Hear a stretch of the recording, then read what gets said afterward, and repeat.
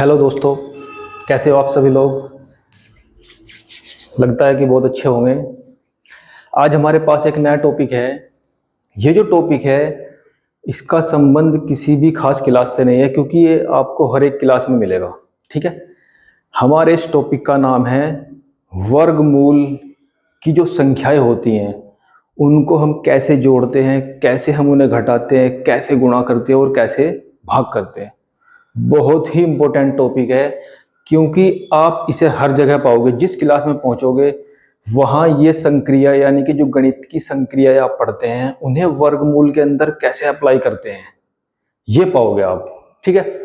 हमारे इस टॉपिक का नाम ही यही है, वर्गमूल की जोड़, घटा, गुणा और भाग। सबसे पहले में समझेंगे कि वर्गमूल होता क्या है। ठीक है, क्योंकि वर्गमूल को तो हम पढ़ेंगे तभी जब उसकी संक्रियाएं हम पढ़ेंगे, जब हमें ये पता हो कि वर्गमूल होता क्या है। वर्गमूल एक्चुअल में होता क्या है, किसी भी संख्या की घात अगर 1/2 लगी है। कितनी? 1/2। बहुत ही आसान शब्दों में समझाऊंगा आपको, बस ध्यान से सुनते जाना है। किसी भी संख्या की घात अगर कहीं पे आपने 1/2 लगाई है या कहीं आपको 1/2 मिली है तो समझो वो उस संख्या का वर्गमूल है। जैसे हमारे पास एक संख्या मैंने लिख दी है यहाँ पे 3/1/2। ठीक है। घात आपको पता ही है, किसी संख्या के ऊपर जो संख्या लिखी जाती है उसे घात बोलते हैं। लेकिन अगर वो घात कुछ स्पेशल घात हो, जैसे मैंने लगा दिया है 1/2, तो ये उस संख्या का वर्गमूल पढ़ा जाएगा। क्या पढ़ा जाएगा? वर्गमूल। और वर्गमूल को घात में ना लिख के उसका एक स्पेशल साइन बना दिया गया इस तरीके से, छतरी के नीचे ले आए उस संख्या को। छतरी के नीचे जैसे ही वो संख्या आई तो समझो वो उसका वर्गमूल है। सिर्फ आपको उसके साइन से ही पता लगा लेना है कि वो वर्गमूल पूछा गया है। अब बात आती है कि किसी भी संख्या का जो वर्गमूल लगा है वो वहां से हटेगा कैसे। क्लियर? बहुत आसान तरीका है। देखिए यहाँ पे घात लिखी है 3/1/2। तो अगर हम किसी भी तरीके से जो बटे वाला 2 है, देखिए ध्यान से, जो 1 के बटे में 2 आ रहा है, अगर हम इसे यहां से रिमूव कर दें तो समझो उसका वर्गमूल खत्म। सिर्फ 3/1 बचेगी और 3/1 का मतलब होता है 3। तो साफ और स्पष्ट बात है कि हमें यहां से क्या रिमूव करना है? 2, जो कि बटे में है। बहुत सिंपल है। तो देखे ध्यान से, मान लिया यहाँ पे लिखा है 3/1/2। अगर मैं इसमें 2 से मल्टीप्लाई कर दूं, किस चीज से मल्टीप्लाई कर दूं? 2 से, तो आप देखोगे कि 2 से 2 कैंसिल हो गया और 3 कितनी बची आपके पास? 1, यानी कि 3। तो वर्गमूल क्या हो गया? यहाँ से रिमूव हो गया ना, बिल्कुल क्लियर हो गया। तो यही तरीका होता है किसी भी संख्या का वर्गमूल निकालने का। तो वर्गमूल निकालने के लिए हमें क्या करना पड़ता है? उस संख्या के पेयर बनाने पड़ते हैं, यानी कि जोड़े बनाने पड़ते हैं। ये जोड़े तो बना, देखो यहाँ जो मैंने इस संख्या की घात 2 अलग से की है, 1/2 के अलावा जो 2 लिखा है वो उसके पेयर को प्रदर्शित करता है कि यानी कि जिस संख्या का आपको वर्गमूल निकालना है, ध्यान से समझिएगा, वर्गमूल निकालना है उस संख्या में आपको पेयर बनाने पड़ेंगे। जब तक पेयर नहीं बनेंगे तब तक वर्गमूल खत्म नहीं होगा। ठीक है। तो ये तो बात हुई वर्गमूल की कि वर्गमूल होता क्या है, यह आपको समझ में आ गया होगा। अब हम क्या करेंगे, मैंने सामने लिख दिया, देखिए। अब हम इन्हें जोड़ना, घटाना, गुना करना और भाग करना, ऐड करना, सब्सट्रैक्ट करना, मल्टीप्लाई करना और भाग करना यानी कि डिवाइड करना सीखेंगे। बहुत ही आसान तरीका है। ठीक है। देखिए सबसे पहला स्टेप हमारे पास है जोड़ना। ठीक है।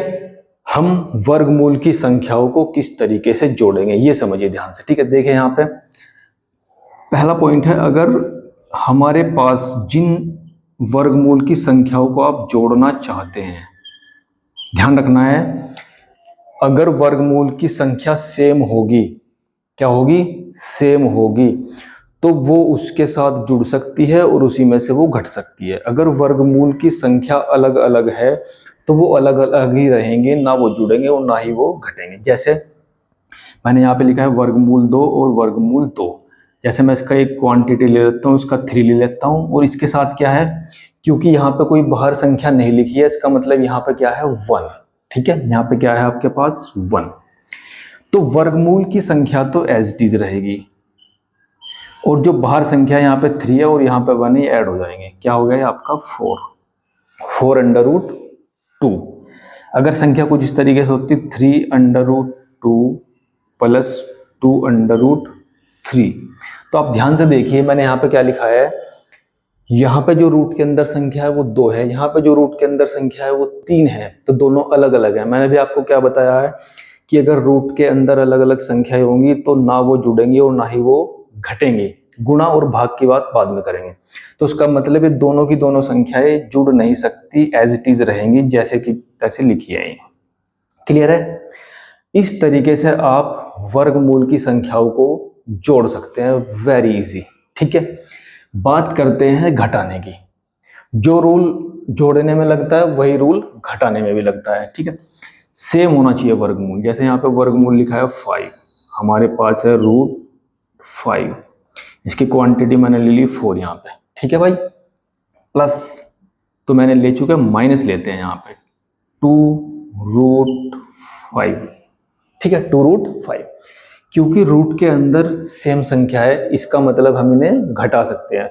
और घटाने के लिए भी बाहर की संख्याएं देखी जाएंगी। जो संख्या बाहर है, इसमें बाहर क्या आ रहा है 4 और इसमें क्या आ रहा है 2, यानी कि 4 में से 2 घटाएंगे तो क्या बचेगा आपके पास 2 और √5 रहेगा एज इट इज।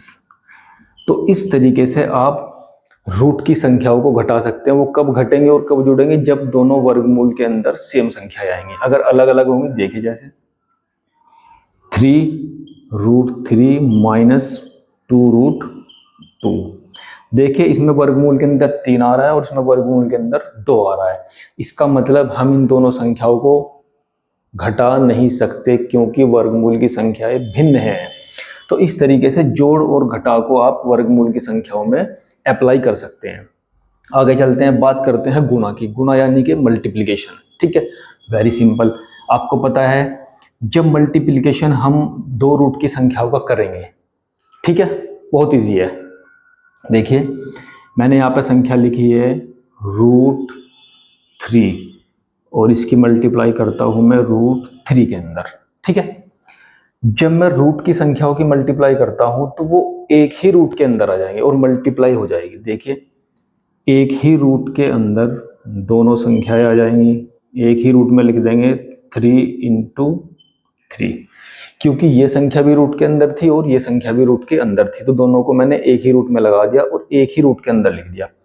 मैंने अभी आपको क्या बताया है कि रूट के अंदर से कोई संख्या तभी बाहर निकलती है जब वो पेयर बना लेती है, यानी कि जोड़ा बना लेती है। तो देखिए जोड़ा बन गया 3×3, तो जब ये जोड़ा बन गया तो बाहर आ जाएगा और हो जाएगा, बाहर निकल गया आपका 3। अगर ये जोड़ा ना बनता तो फिर ये बाहर नहीं निकलेगा, अंदर का अंदर ही रहेगा। ठीक है, जैसे यहाँ पर मैं लिख देता हूँ √5 √2।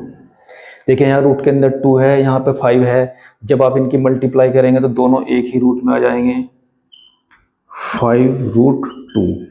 जब आप इनकी मल्टीप्लाई करेंगे, देखो पेयर तो बन नहीं रहा क्योंकि दोनों अलग अलग संख्याएं हैं। यहाँ पे 5 है और यहाँ पे 2 है। अगर 2 5 होते तो भी बाहर निकल जाता, 2 2 होते तो भी बाहर निकल जाते, लेकिन यहाँ क्या है दोनों अलग अलग हैं, तो इन दोनों की क्या हो जाएगी यहाँ पे मल्टीप्लाई। क्लियर बात है? तो याद रखना है जब सेम संख्याएं पेयर बनाएंगी तो वो बाहर, जब अलग अलग होंगी तो दोनों की मल्टीप्लाई हो जाएगी आपस में। क्लियर है? देखिए अब कुछ थोड़ा सा अलग चलते हैं मल्टीप्लाई में। मान लिया आपके पास होता 4√2 × 3√3, 4√2 × 3√3। देखिए इसमें ध्यान रखना है जो संख्या रूट के बाहर है वो तो क्लियर संख्या पूर्णांक है, उनकी आपस में मल्टीप्लाई होगी, यानी कि 4 की मल्टीप्लाई आप किस में करेंगे 3 में। 4 3 का कितना हो जाएगा 12। लेकिन जो संख्या रूट के अंदर है उनकी तो रूट के अंदर ही आएगी, तो उनके लिए रूट आप अलग से लगा देंगे यहाँ और उनकी आपस में मल्टीप्लाई करेंगे। 2 की मल्टीप्लाई 3 में करेंगे तो आपके पास क्या हो जाएगा 6। बाई चांस ऐसा भी हो सकता था कि जो संख्या रूट के अंदर लिखी है उनका पेयर बन जाता है ना, तो अगर इनका पेयर बन जाता तो वो संख्या बिना रूट के बाहर आ जाती और यहाँ बिना रूट के लिखी जाती, फिर उसकी मल्टीप्लाई इस संख्या में आप बहुत इजीली कर लेते। Very simple. ठीक है, बात करते हैं डिवाइड की। डिवाइड में क्या होता है, एक संख्या आपके पास ऊपर होती है और एक संख्या आपके पास नीचे होती है। Very easy. डिवाइड में क्या, अगर सेम संख्या होगी ऊपर नीचे तो कैंसिल हो जाएगी, नहीं होगी तो अलग अलग ही रहेगी। जैसे आपके पास √2 से √2 कैंसिल हो गया, यहाँ क्या बचा आपके पास 2/रूट, तो कैंसिल हो चुके हैं, क्या बचा 2/3।